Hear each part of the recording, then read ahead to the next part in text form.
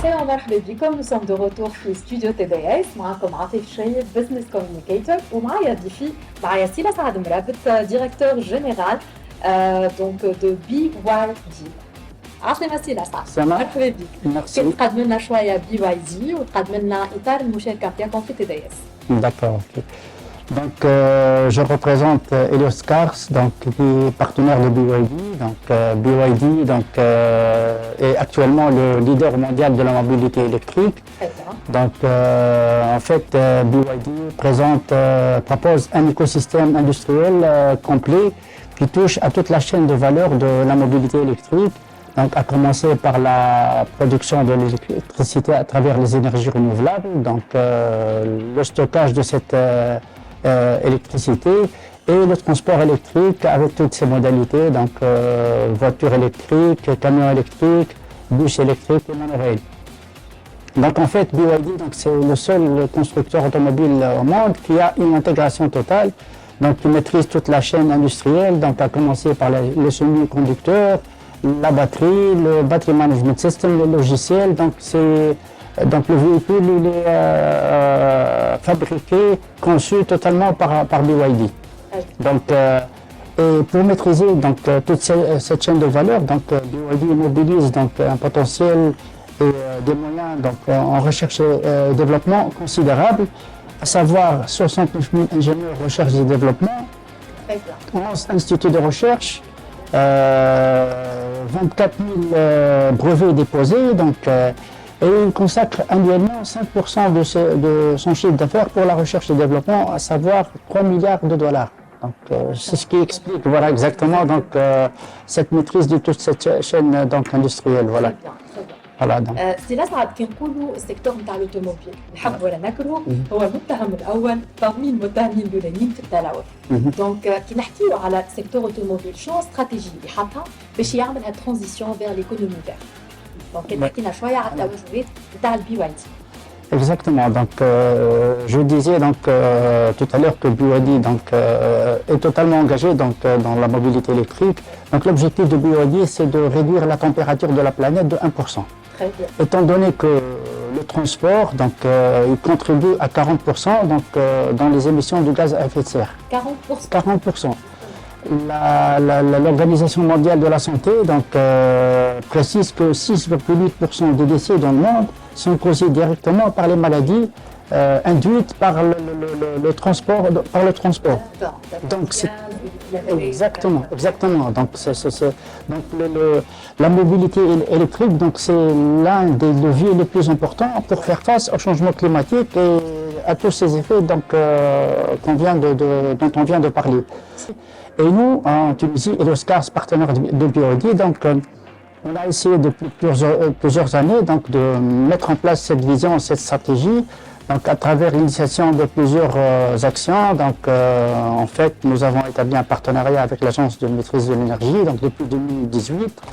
En vertu de ce partenariat, nous avons ramené un bus électrique, le premier bus électrique en Tunisie, BYD, et le premier véhicule électrique en Tunisie, qu'on a mis à la disposition de plusieurs structures publiques pour mener des actions de sensibilisation, d'expérimentation sur ce nouveau type de transport. Exactement. On a aussi établi des partenariats avec les universités tunisiennes, on a parrainé des élèves ingénieurs qu'on a formés sur la mobilité électrique et on s'est investi beaucoup dans la mise en place d'un premier maillage de bornes de recharge. Nous avons mis à la disposition des sociétés de distribution de pétrole les premières bornes de recharge, aussi bien AC que bornes de recharge rapide. Voilà, c'est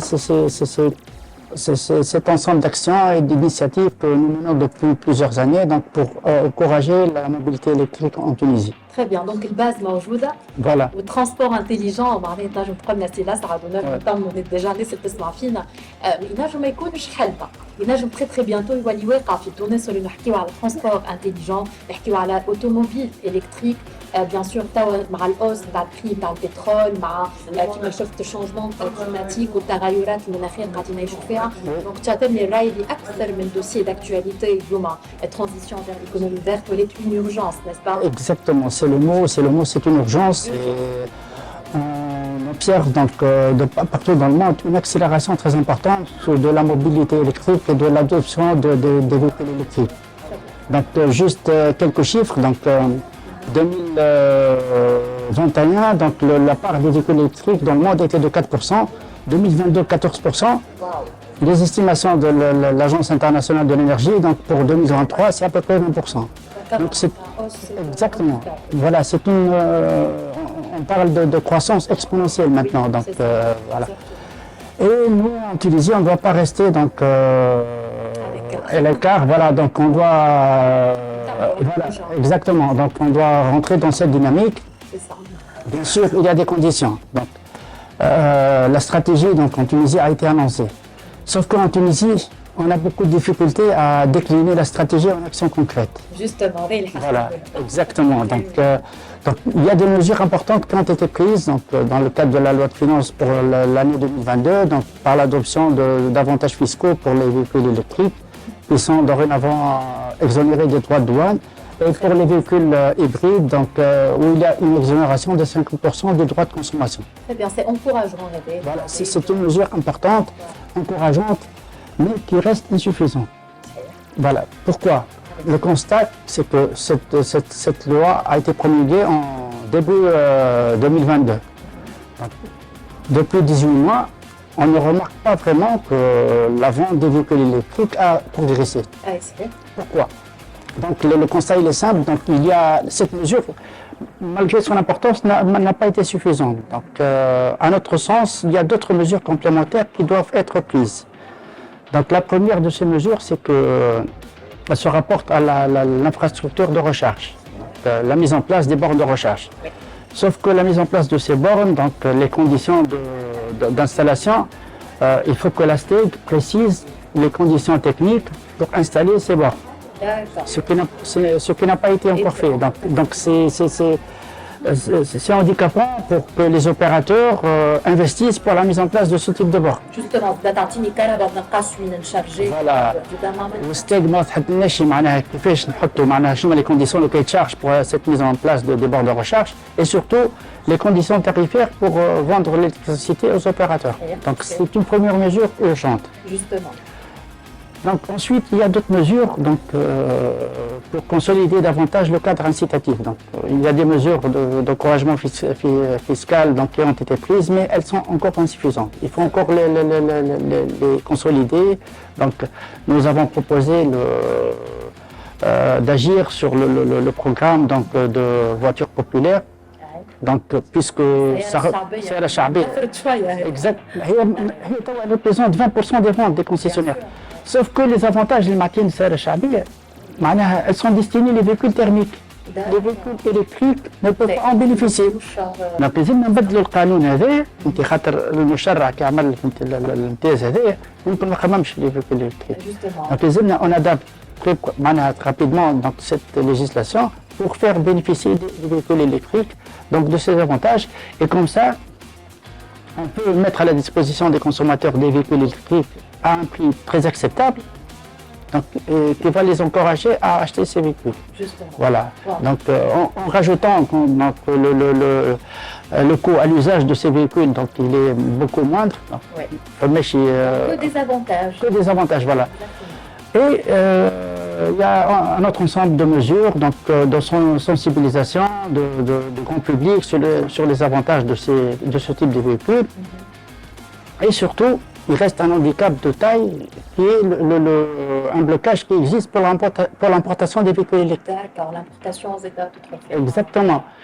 En fait, pour les concessionnaires qui veulent opérer maintenant, ils sont obligés de ramener ces véhicules et de faire le montage en Tunisie. Ah, d'accord. Ça, c'est une grande aberration. C'est un handicap. Donc, on bloque donc, les opérateurs qui ne peuvent pas, sauf les anciens opérateurs, et qui ne sont pas les plus engagés donc, dans la mobilité électrique, donc les plus engagés, donc, comme j'ai dit, BYD, il est le numéro 1 mondial, le leader mondial, et BYD ne peut pas importer des véhicules électriques en Tunisie.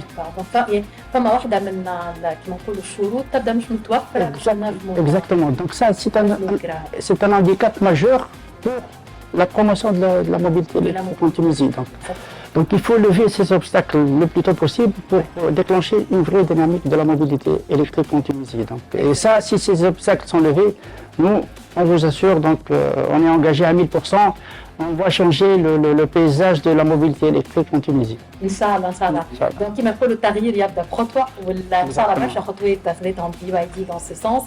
Sila Saad Morabit, DGA BYD, merci infiniment pour l'échange, pour la qualité, bien sûr, des informations fournies.